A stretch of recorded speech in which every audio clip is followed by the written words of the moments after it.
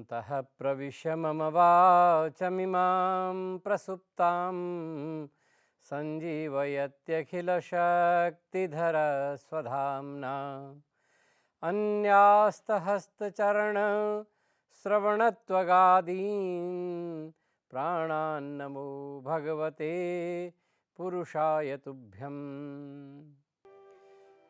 अमृतवाणी के समस्त दर्शकों को आचार्य सकलानी का सादर अभिवादन।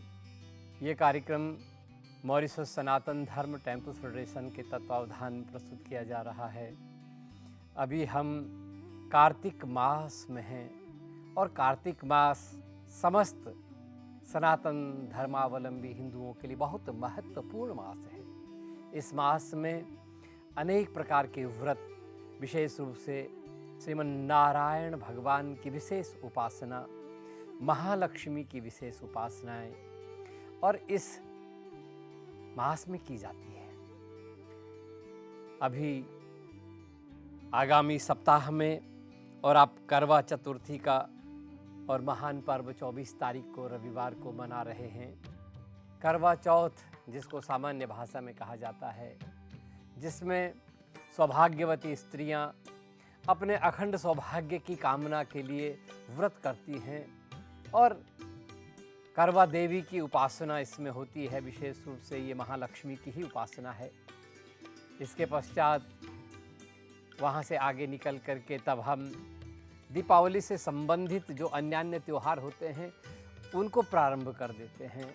घर की साज सज्जा, घर की साफ सफाई, क्योंकि हिंदू धर्म ने जो एनवायरनमेंट है, जो एटमॉस्फेयर है, उस पर बहुत ध्यान दिया है।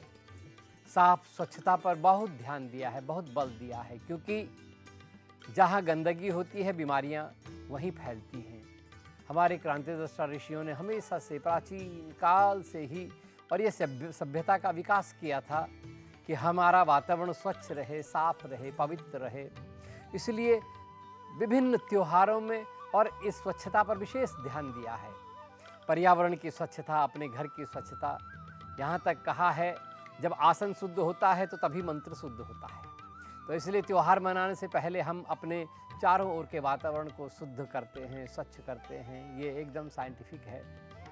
और फिर उसके बाद हम त्योहारों का आनंद लेते हैं।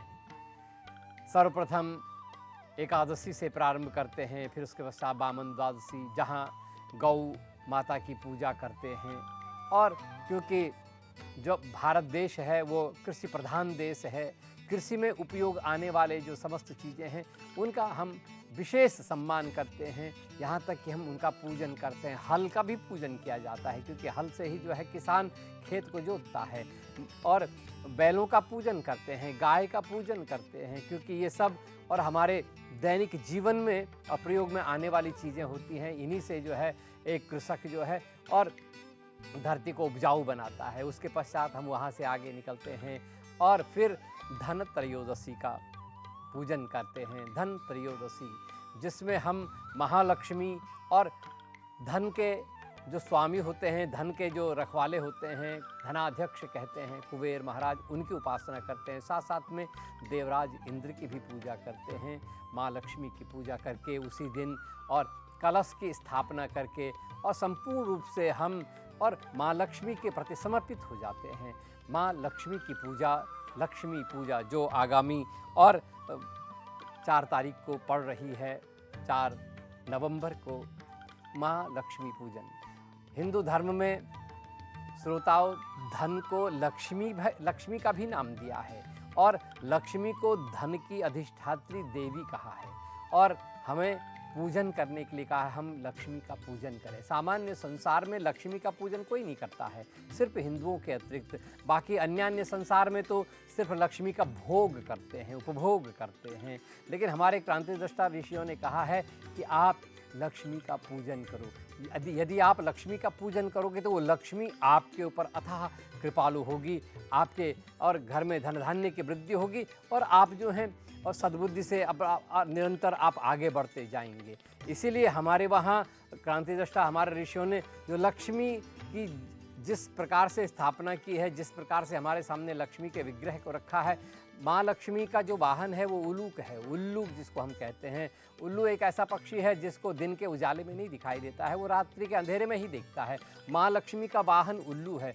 आप लक्ष्मी को अपने घर में बुला रहे हैं तो निश्चित रूप से लक्ष्मी अपने वाहन के ऊपर बैठ के आएगी, मतलब उल्लू के ऊपर बैठ के आएगी और उल्लू भी आपके घर में आएगा। यदि आप सत्पात्र नहीं हैं, आपके ऊपर कृपा की दृष्टि नहीं है, यदि आप धार्मिक नहीं हैं, यदि आप इस रहस्य को नहीं समझते हैं, तो निश्चित रूप से ये लक्ष्मी और आपके लिए बहुत फायदेमंद होगी, इसमें तनिक संदेह हो जाता है। क्योंकि जब उल्लू आता है, उल्लू अंधकार का प्रतीक है और उल्लू जो है वो तो आपकी बुद्धि को, आपके स्वभाव को अंधकार की तरफ ले जाने में और सहायक होगा। तो इसलिए सावधान, हमारे वहाँ लक्ष्मी का पूजन, लक्ष्मी का आतिथ्य, लक्ष्मी का सत्कार करने की भावना है। हम लक्ष्मी का समादर करें, क्योंकि जहाँ लक्ष्मी आती है उसके पश्चात और उन व्यक्तियों का चरित्र कैसा हो जाता है, इस पर थोड़ा सा आप ध्यान दें।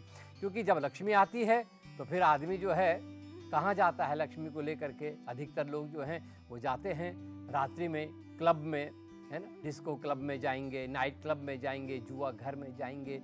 तो अर्थात अंधकार उनकी और बुद्धि में प्रवेश कर गया है। वो उल्लूक जो है, वो उल्लू उनकी बुद्धि में प्रवेश कर ही गया है और इसलिए वो अब आपको लेकर के और इन जगहों जा रहा है जहाँ जाकर के धन की हानि होती है, जहाँ जाकर के धन का और निरादर होता है, जहाँ जाकर के सामाजिक प्रतिष्ठा की हानि हो जाती है, ऐसी जगहों पर और ये उल्लू जो है आपको पहुँचा रहा है। इसलिए हमारे क्रांति ऋषियों ने प्रारंभ में ही कहा था कि आप लक्ष्मी का पूजन करें, अर्थात लक्ष्मी का सम्मान करें। जो व्यक्ति लक्ष्मी का सम्मान करता है, लक्ष्मी तब उसका सम्मान करती है और तभी वो उस व्यक्ति की कीर्ति पताका जो है दिगंतर तक फैलती है, चारों दिशाओं में उसकी कीर्ति पताका फैलती है, लोग जो हैं और उसका सम्मान करते हैं। इसलिए हमें चाहिए कि हम धन का सम्मान करें, जिस धन का आपने पूजन कर दिया है। ये सामान्य सी बात है श्रोताओं। जो व्यक्ति और धन का पूजन करता है या किसी का भी पूजन करता है उसके बाद और उसका अपमान नहीं करता है, ये तो शायद कोई ऐसा कम बुद्धि वाला व्यक्ति होगा जो पूजन करने के बाद और अपमान करता हो। ऐसा तो और बुद्धिहीन व्यक्ति ही कर सकता है।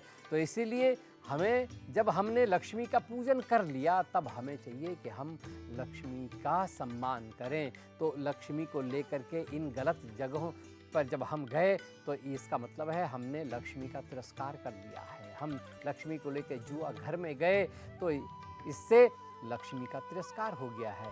तो निश्चित रूप से ऐसी लक्ष्मी और उस व्यक्ति का समूल नाश कर देती है, उसके बहुत और हानि होती है। आपने संसार में देखा भी होगा, जो व्यक्ति बहुत जुआ खेलता है, बहुत शराब पीता है, जो और इस तरह के और कर्तव्यों की तरफ जाता है, इस तरह के कर्मों की तरफ जाता है, उस व्यक्ति का जो है और सब कुछ एक दिन पतन हो जाता है, एक दिन उस व्यक्ति का नाश हो जाता है।